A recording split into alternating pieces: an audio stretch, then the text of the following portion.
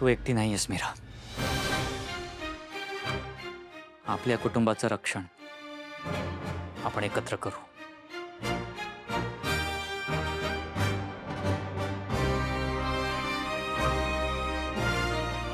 मला हळूहळू गोष्टी पटायला लागल्यात. यापुढे मला गोष्टींकडे तटस्थपणे बघायचंय. मी आहे तुझ्यासोबत.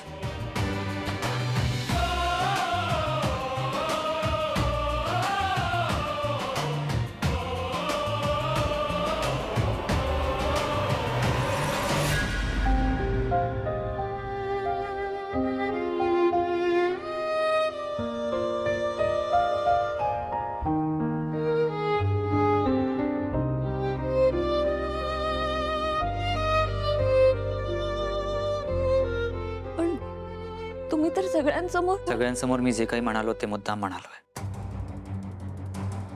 आईला माझ्यावर संशय यायला नको आहे यासाठी. आता सत्य काय ते बाहेर यायला हवंय. आईचं खरं रूप सगळ्यांसमोर यायला हवंय. त्यासाठी मला शांतपणे गोष्टींचा शोध घ्यायचा आहे.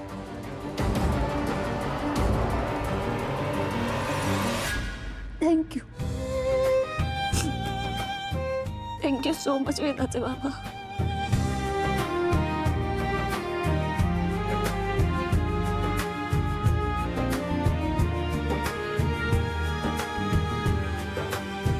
आई बाबा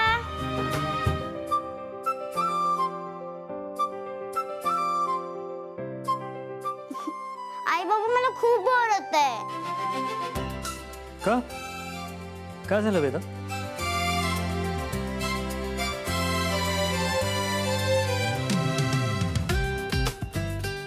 वेदा, मी तुला म्हणाले होते ना दुपारी खूप ऊन असतं, थोड्या वेळ झोपायचं. मग का नाही झोपलीस? आई मला झोप नाही येते. बाबा तू मला गोष्ट सांग ना. वेदा, जाऊन झोप बरं. नाही नाही नाही बाबा मला गोष्ट ऐकायची. मला गोष्ट सांग. ओके ओके ठीक आहे. मी ना तुला एक स्टोरी ऐकवतो सुद्धा आणि दाखवतो सुद्धा. हे बघ, एका हिरव्यागार शेताने सजलेलं आणि अतरंगी माणसांनी भरलेलं गाव असतं. त्या गावात सगळं छान सुरू असतं. पण मग अचानक ती येते.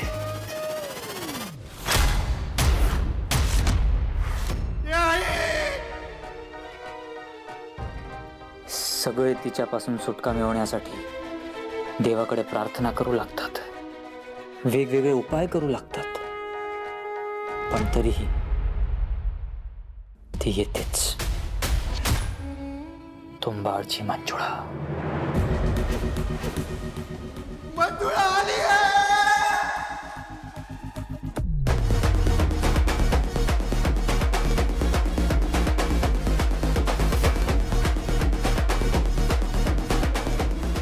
तुंबाडची मंजुळा आता मी आहे आणि तू आहेस. बाबा मला भीती वाटते. मी एक काम करते. मी ना झोपते. जा जा लवकर जा आणि झोप, नाही तर तुंबाडची मंजुळा येईल. जा जा जा. अगं वेदा,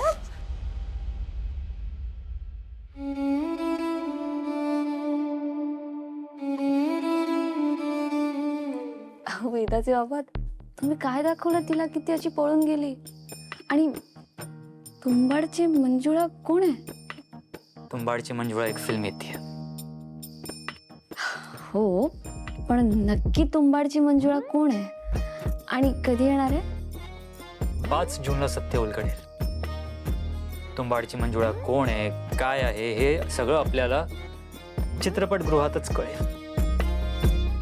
सो आपण थिएटरला नक्की जाऊयात तुंबाडची मंजुळा बघायला. ठीक आहे, जाऊयात आपण. तुमच्या आईचं सत्य उलगडायच्या अगोदर तुंबाडच्या मंजुळेचं सत्य उलगडेल.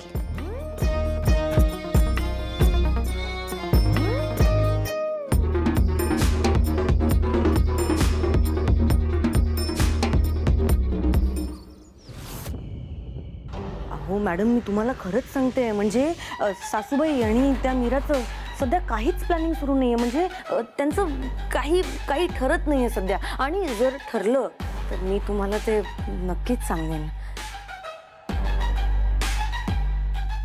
त्या नर्मदाला तिचा हिस्सा मिळाला म्हटल्यावर ती खुश असणार. आता तिला माझ्या विरुद्ध कट रचायला वेळ कुठे असेल. या विलने सगळा खेळ बदलून टाकलाय. तर ते तुमचं कर्म.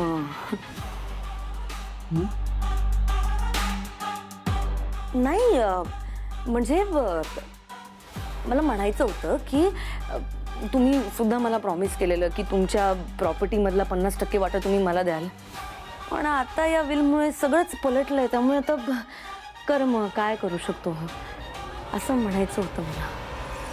आमच्यात कर्म वगैरे चालत नाहीत माया. आमच्यात म्हणजे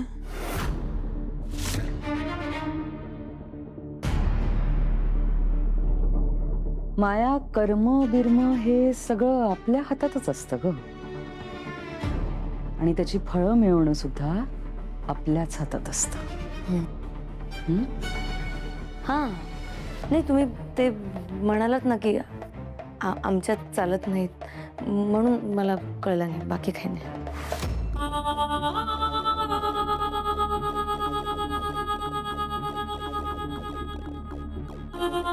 माया,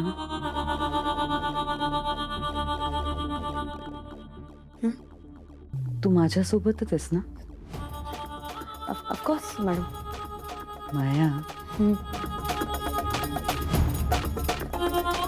मी कायम तुला आपलं मानलंय. तुझ्या भल्याचाच विचार केलाय नेहमी. पण तू जर का माझ्या विरुद्ध कट रचण्याचा प्रयत्न केलास तर तुझी अशी अवस्था करेन की मृत्यूसाठी सुद्धा भीक मागशील माझ्याकडे. Of course madam. मी तुमचा विश्वासघात कधीच करणार नाही. मी आधीही तुमच्यासोबत होते, आजही आणि यापुढेही राहणार.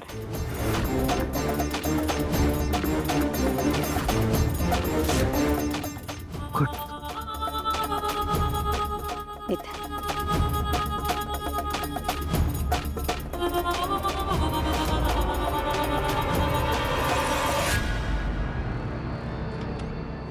ताई,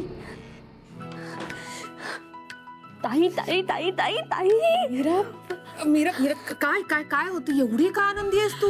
ताई ऐक, सापशिडीच्या खेळामध्ये आपल्याला एका मागोमाग एक शिड्या मिळत आहेत.